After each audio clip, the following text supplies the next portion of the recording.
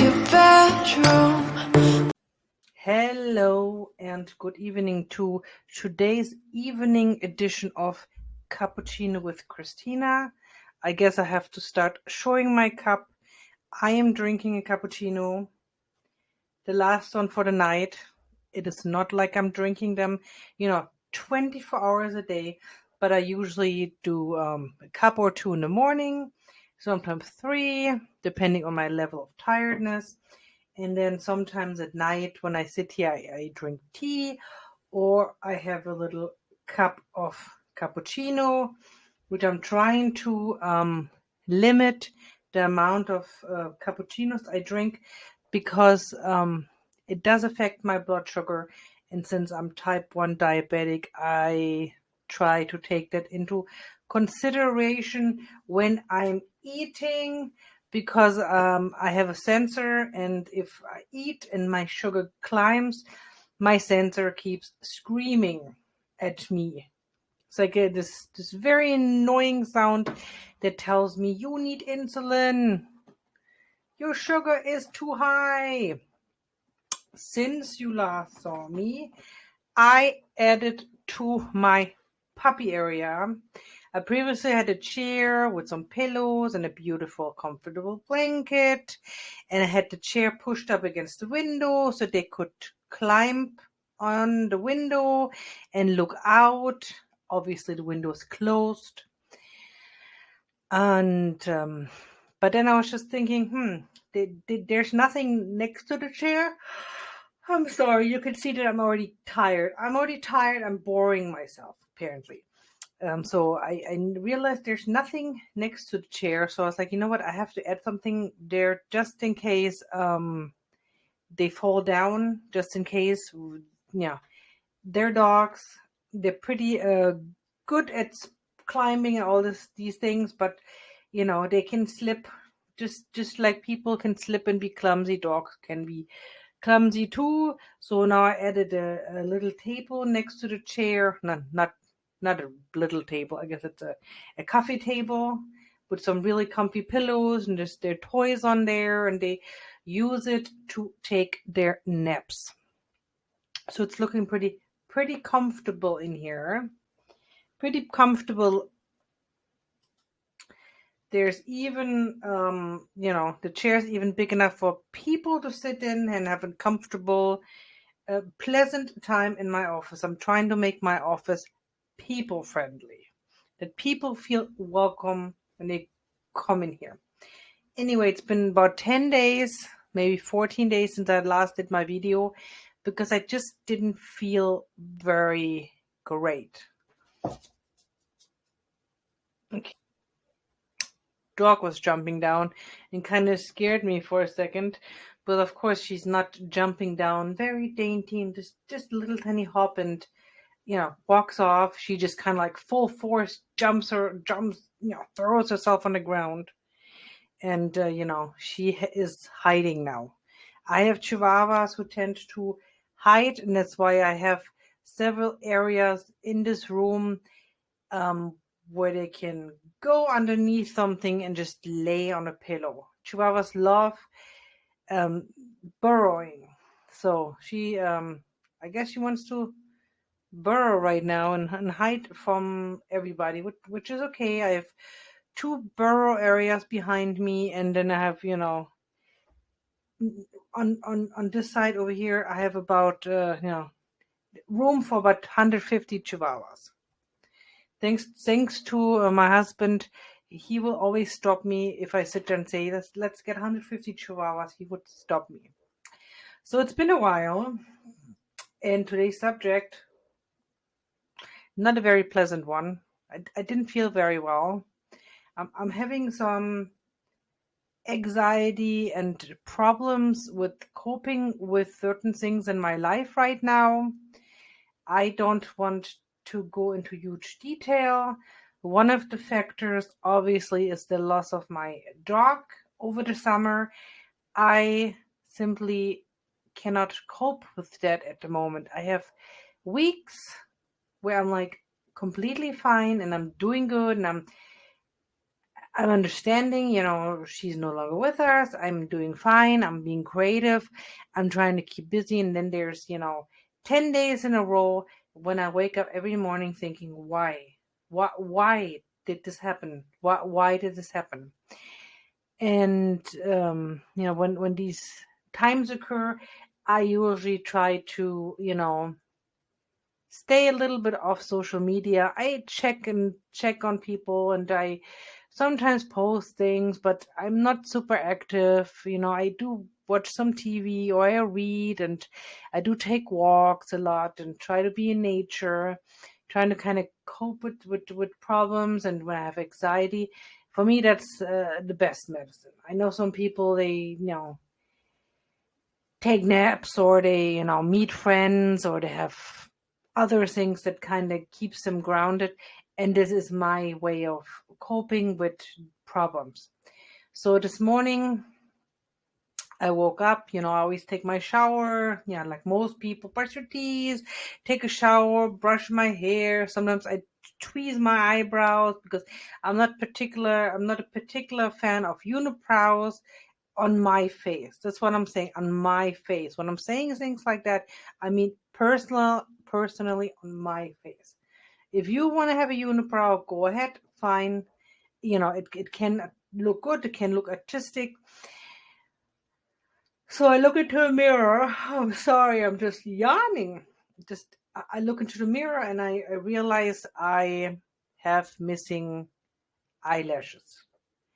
And people didn't come at night and steal my eyelashes. I know it sounds like that, I was just laying there, and then my husband just waxed my eyebrows off or something, and now he has them in his nightstand and hides them from me or something, or like a revenge act or something like that. Obviously not. And I figured, you know what? Maybe a little bit of an inside look of why I have this happening to me could help other people in this wonderful world, sometimes chaotic world. I have a disease called alopecia. My particular version of the disease is called alopecia areata. I guess it's a dermatology term meaning like patchy baldness. There's several different versions of this disease. There's one where you have like complete hair loss on your head, and then there's a third version, which is a pretty severe version, where you have complete loss of body hair. And I'm sure there's other versions in between where you have maybe, you have no lower body hair, and you may have only patchy hair loss on your head. I personally, I don't grow any leg hair, rarely ever. So I'm pretty certain that is part of this disease, which is not contagious. It is not a deadly disease. And there's a lot of different versions. Many people say it's hormonal, and many people say it comes from stress. And there's no cures. There's things that could help with symptoms, but for the most part, it is one of those diseases it's not curable. And I personally think science cannot really understand it. So I stood in front of my mirror today, and then I was looking at my face, and I'm just like, wait a minute. One side, this side, perfectly fine, eyelashes, everything good, tweezing my eyebrows, everything looking nice, and I'm trying to look somewhat decent. I live in a very tiny town, and it's a country town, and I don't, don't live in Paris, and I don't live in London and New York, where fashion really matters. I don't think anybody in my town really cares about fashion, but I still, for myself, I shower in the morning, I brush my hair, and I sometimes put on a cuddly sweater, or I put on a nice pants, or when I leave to go shopping, I try to accessorize a little bit. And I have cute earrings or a cute bag or purse. I'm not high maintenance. I'm on the lower end of maintenance. But looking into the mirror and seeing that you have eyelashes missing, it's like you're just like, oh, you know, inserting bad word here. And I'm like, my God, why? Why right now? Why right now in this time? I'm assuming it is maybe stress related. The last 4 or 5 months have been extremely stressful in my life. So I figured that's what it is. But before I continue blabbing on, I figured I tell you guys some more things about alopecia. And here's some things. People typically lose 50 to 100 hairs a day. This usually is noticeable because new hairs growing at the same time. And with alopecia, you don't regrow certain spots. I've had the eyelashes missing. I've had bald spots on my head. I have been pretty lucky that when I had, like, I call it like a breakout. I guess it's kind of like, when you have a breakout, you have an acne breakout or something. I have these alopecia breakouts. And I have been pretty lucky. Every single time I had one of those patchy bald spots, it always has been in the back of my head or in the lower part of my head, which I was always able to cover. But I know there's people out there who do not have this possibility, and they have to wear hats, or they have to, I don't know, wear a bandana. And if it gets really, to a if it becomes worse, these people probably have to wear wigs if they choose. It's not an easy disease. And here are some of the causes: family history, hereditary.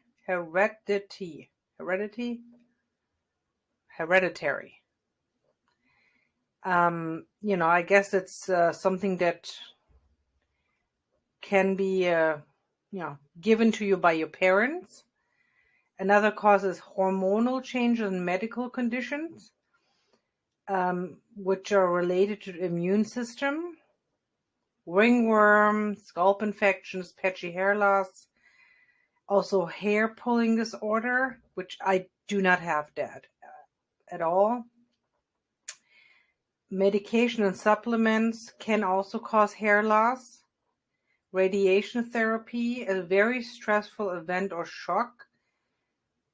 Yes, that I've heard that as well. And also excessive hairstyle or hairstyling treatments. Say you are, you're wearing a pigtail every day, or you braid your hair every day very, very tightly. It can cause for you to develop a bald spot. But I still think that it's a little bit different if it's alopecia, like medical related. You lose your hair, you have these patchy hair losses, or you lose your eyelashes. Some people I've read they lose their eyebrows. I think it's still a little bit different because it happens to us. We don't have indicators. I don't have an indicator that one day I wake up, I'm like, oh yeah, my eyelash is tingling. I think I'm going to lose it. Or my back of my head is tingling, and I'm like, oh yeah, I think I'm becoming a little bit bald. It doesn't happen like that. But with, if you have very tight braids, or you have a very tight ponytail, you have, stuff like that, it's kind of like, yes, it can happen. So you kind of can see it already happening. Like, I did something to my hair that caused this. There's my best friend, my sensor.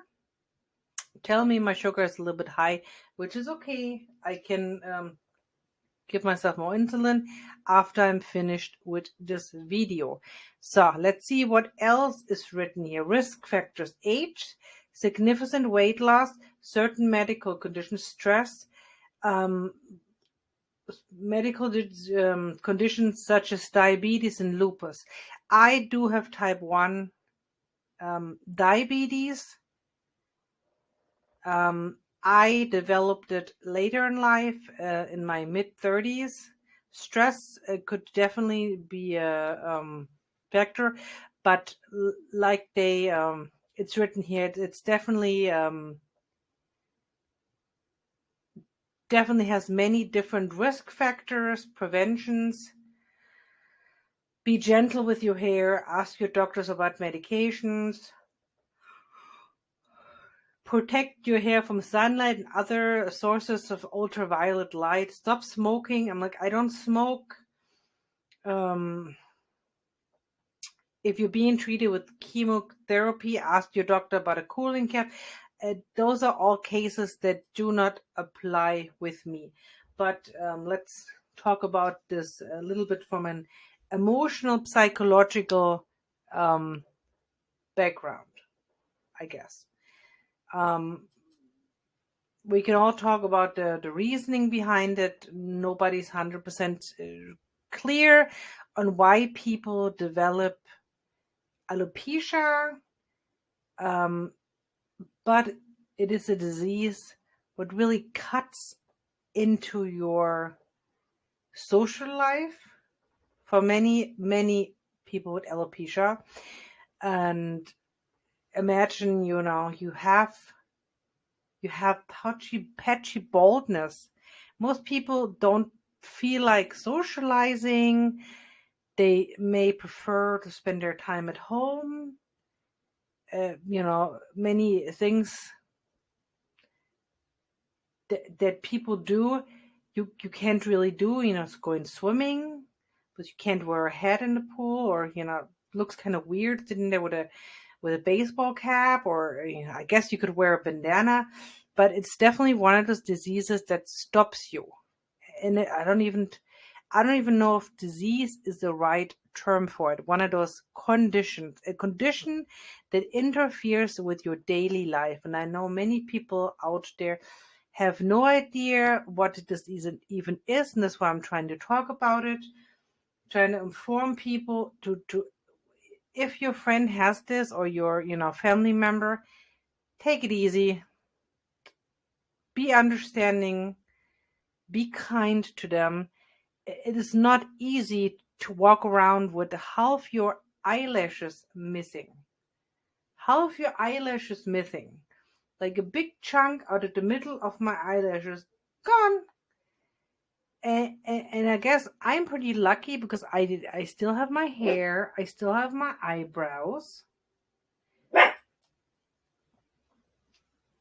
Having a little sip of my cappuccino.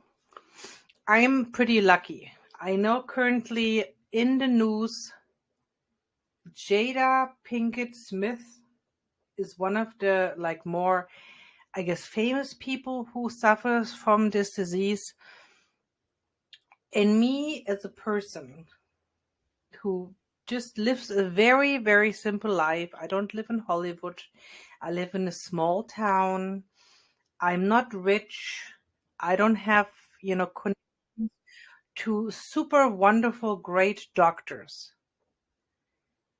I'm saying, I feel for you, Jada. I feel for you, because it's not a disease that is you can deal with.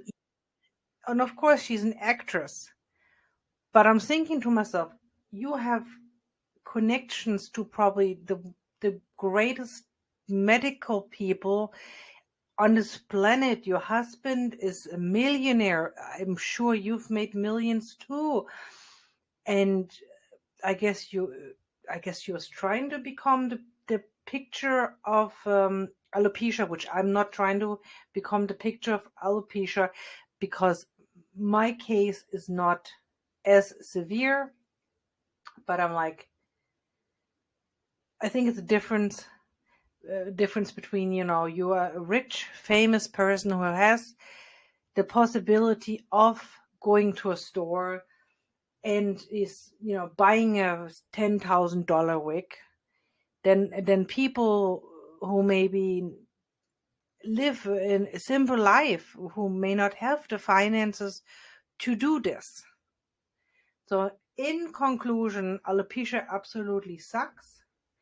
And I'm very lucky that I have not gotten to the point ever that I lost all my hair. And I try not to be, conceited and shallow. And I try to be like, down to earth. But yes, as a woman, you look in the mirror, you have half your eyelashes missing. The first thought in your mind is, will my husband find me attractive? It's like, I look like a beast now.